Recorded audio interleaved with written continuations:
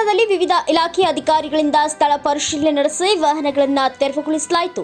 ರೋಣ ಪಟ್ಟಣದಲ್ಲಿ ಟ್ರಾಫಿಕ್ ಸಮಸ್ಯೆಯನ್ನು ಬಗೆಹರಿಸಲು ಹಾಗೂ ರಸ್ತೆ ಅಗಲೀಕರಣ, ಸುಗಮ ಸಂಚಾರಕ್ಕೆ ಅನುವು ಮಾಡಿಕೊಡುವ ನಿಟ್ಟಿನಲ್ಲಿ ವಿವಿಧ ಇಲಾಖೆ ಅಧಿಕಾರಿಗಳು ಪಟ್ಟಣದ ಬಸ್ ನಿಲ್ದಾಣ, ಮುಲ್ಲಾನ ಬಾವಿ ವೃತ್ತ, ಸೋಡಿ ವೃತ್ತ ಸೇರಿದಂತೆ ಪ್ರಮುಖ ರಸ್ತೆಗಳಲ್ಲಿ ಪರಿಶೀಲನೆ ನಡೆಸಿ ಅಡ್ಡಾದಿಡ್ಡಿ ನಿಲ್ಲಿಸಿದ ವಾಹನಗಳನ್ನು ಹಾಗೂ ರಸ್ತೆಯ ಮಧ್ಯ ವ್ಯಾಪಾರಕ್ಕಾಗಿ ಹಾಕಿಕೊಂಡ ವಿವಿಧ ಸಾಮಗ್ರಿಗಳನ್ನು ತೆರವುಗೊಳಿಸಲಾಯಿತು. ಇದೇ ವೇಳೆ ತಹಸೀಲ್ದಾರ್ ನಾಗರಾಜಕ್ಕೆ, CPI S S Bilgi, PSI Prakash Banakar, ಲೋಕೋಪಯೋಗಿ ಇಲಾಖೆ ಅಧಿಕಾರಿ ಬಲವಂತಪ್ಪ ನಾಯ್ಕರ್, ಪುರಸಭೆ ಅಧಿಕಾರಿ ರಮೇಶ್ ಗೋಂದ್ಕರ್ ಸೇರಿದಂತೆ ವಿವಿಧ ಇಲಾಖೆ ಅಧಿಕಾರಿಗಳು ಹಾಜರಿದ್ದರು.